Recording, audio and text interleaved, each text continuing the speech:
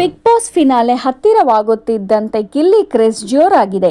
ಮೀಮ್ಗಳು, ಹಾಡುಗಳು, ಉಚಿತ ಆಟೋ ಸೇವೆ, ಎಲ್ಲೆಲ್ಲೂ ಗಿಲ್ಲಿಯದೇ ಸುದ್ದಿ. ಆದರೆ ಗಿಲ್ಲಿ ಹೆಸರಿನಲ್ಲಿ ಬಿರಿಯಾನಿಯೂ ಇದೆ ಅಂದರೆ ನಿಮಗೆ ಗೊತ್ತಾ?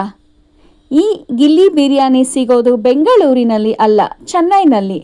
ಚೆನ್ನೈನ ತಾಜ್ ಕೋರಮಂಡಲ್ನಲ್ಲಿ ಸಿಗುವ ಈ ವಿಶೇಷ ಬಿರಿಯಾನಿಗೆ ಬಿಗ್ ಬಾಸ್ ಗಿಲ್ಲಿಯ ಜೊತೆ ಸಂಬಂಧ ಇಲ್ಲ. ಆದರೆ ಸೂಪರ್ ಸ್ಟಾರ್ ರಜನಿಕಾಂತ್ ಅವರ ಜೊತೆ ನೇರ ಸಂಬಂಧ ಇದೆ.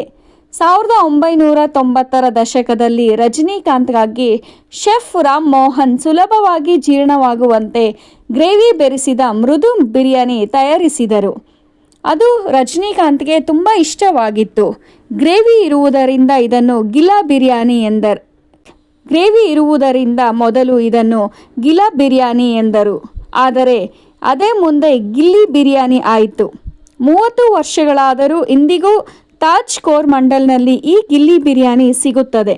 ಒಂದು ಪ್ಲೇಟಿನ ಬೆಲೆ ₹1300.